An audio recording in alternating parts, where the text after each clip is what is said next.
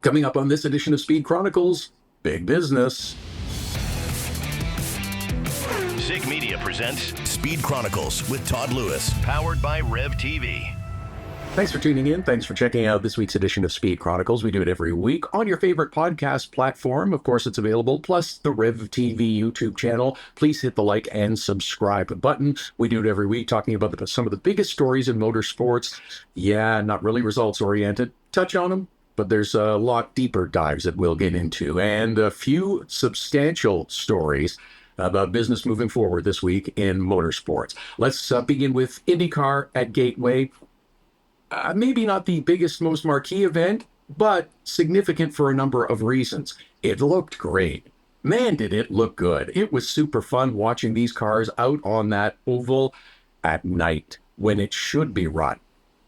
There were other motorsports events. They decided to shift this one to the nighttime. It's better. It looks great under the lights. That sunset was spectacular as you were watching, if you were watching it on television. And apparently more than 1 million people were, which was kind of nice, which is good news for IndyCar. Yes, they're touting a 70 or 80 or 90 or almost 100% increase in viewers.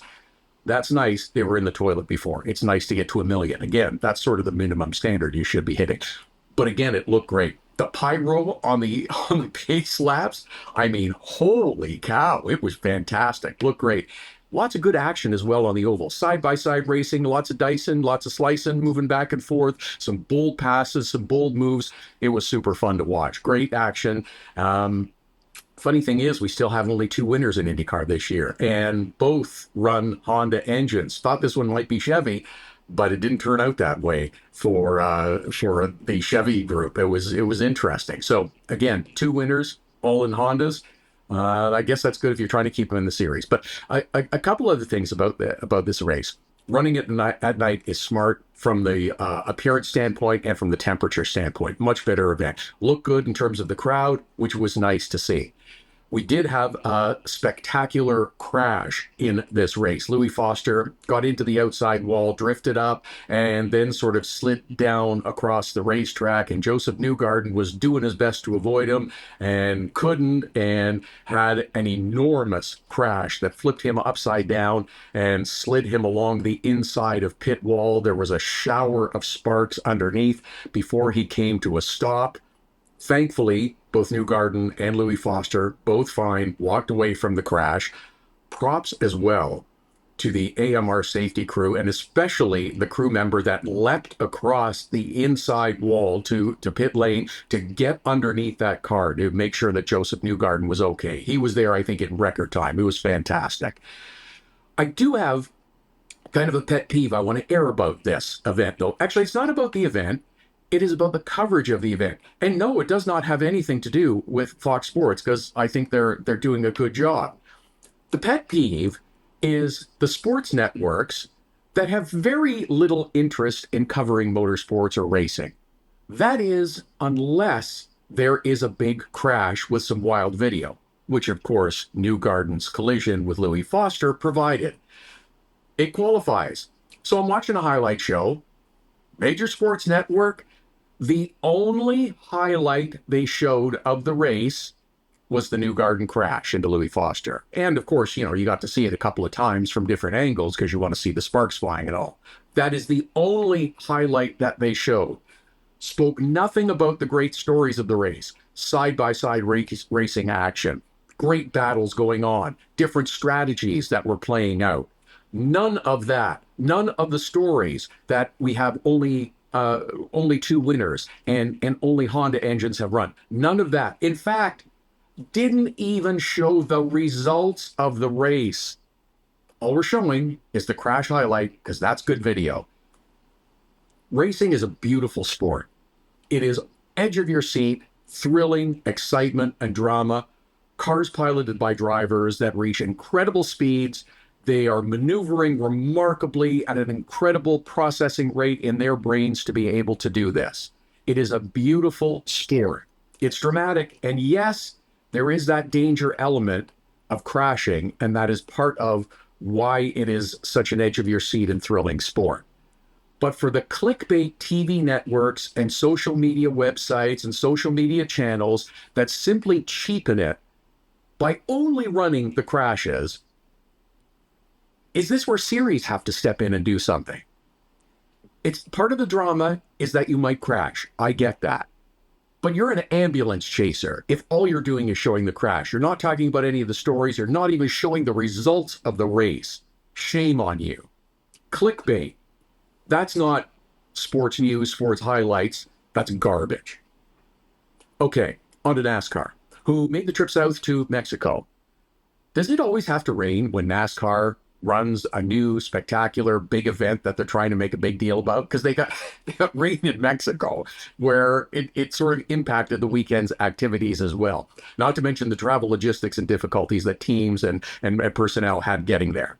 But it seems really strange. Because remember in Chicago when they debuted a couple of years ago, that event came within a whisker of not happening. It was really close to having the pin pulled before a racing lap turn there. Didn't happen, thankfully, in Mexico, and we did get the event. It was big. We got a good crowd. It wasn't a Formula One crowd, but it was a good crowd. I think you want the best weather possible to showcase your event, though. And again, you can predict the weather all you want, but it's never going to be 100% accurate. Daniel Suarez won the Xfinity race. Was it predictable? Maybe a little bit. Oh, he did have to charge from the back. Okay, was that predictable? Maybe it was, maybe it wasn't. But nice for Daniel Suarez to win in his home country. And is Shane Van Gisbergen showing up and running and winning these road course races that are firsts, be it Chicago, be it Mexico City? Is that a good thing for your sport? Is that a good thing for your series? Is this the best way to illustrate it and show it and promote it? I don't know if it is. For a guy that's in the 30s in the championship standings to basically now have a ticket into the playoffs, which is a whole other story because you know how I feel about the playoffs. I think they're terrible. But now he's much like others that have won a race and been deep in the standings and had no hope of making the playoffs otherwise. You're going to be in. Okay, was it a good event? Yes. Was it a spectacular blowout event? No. Will they go back? Probably. No guarantee, but probably. More on the schedule in a couple of seconds. Another item from NASCAR visiting Mexico City is Carson Hocevar, who, well, pissed off Ricky Stenhouse in the race because he crashed into him when he was a lap down. And Ricky Stenhouse was justifiably pissed off at him, quite frankly, and told him so. Understandable. Hocevar also pissed off his team and NASCAR by going on a social media rant about how lousy this Mexico City thing was and what a dumb thing to do, and I've never been out of Michigan, and what are we doing here, and all that. You embarrassed your team. You embarrassed NASCAR. That's stupid. And predictably, if you will, Spire Motorsports has fined Hocevar $50,000, which will be donated to 3 charities. Nice move, by the way. And he is going to undergo cultural sensitivity training. He's since walked back the social media rant where he looked like a jackass and had the mea culpa moment, I suspect, after a conversation with his team and or NASCAR officials. And you can bet that Spire is doing this in conjunction with NASCAR because they're satisfied now that they can move forward. What a stupid thing to do. Carson Hocevar has a lot of growing up to do. Might have some talent, might have some skill as a race car driver, but he's got a lot of growing up to do. And it can't happen soon enough. One other item about NASCAR and the schedule, as I mentioned. Reports just starting to surface now. Isn't it funny how they get leaked out this way? Yeah, it's done with purpose. NASCAR is apparently close to agreeing to a street race with the city of San Diego for 2026. Not a done deal yet. People speaking on the condition of anonymity. I'm allowed to talk to you because you won't cite me as a source in your story, and I'm not saying that it's 100% going to happen, but there's negotiations going on. They have been for a while. Where does this put Montreal? Way on the back burner.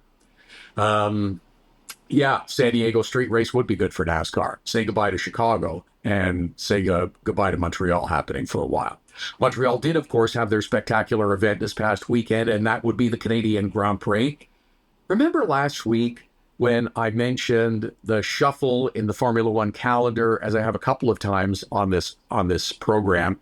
The shuffle that is taking place starting next year, that Monaco is moving into June in the date where the Canadian Grand Prix is, and the Canadian GP is going ahead in the calendar into May to be closer to the Miami Grand Prix. And I wanted to hear what comes out of this and what happens. Well, what happens is the Canadian Grand Prix gets a contract extension now to 2035. Yes, they did apparently have a deal to go into the 2030s. But it's funny how deals can get broken and disrupted sometimes. So, yep, they have a new agreement. They're extended. Their future is safe well into the future, provided that they move to the new date. It's funny how things come together. New 4-year contract extension. Oh, yeah, all you have to do is change your date by a few weeks. Well, we'll navigate. We'll make that happen. Sure. Would the race in Montreal be continuing without that new agreement and the agreement to move on the schedule?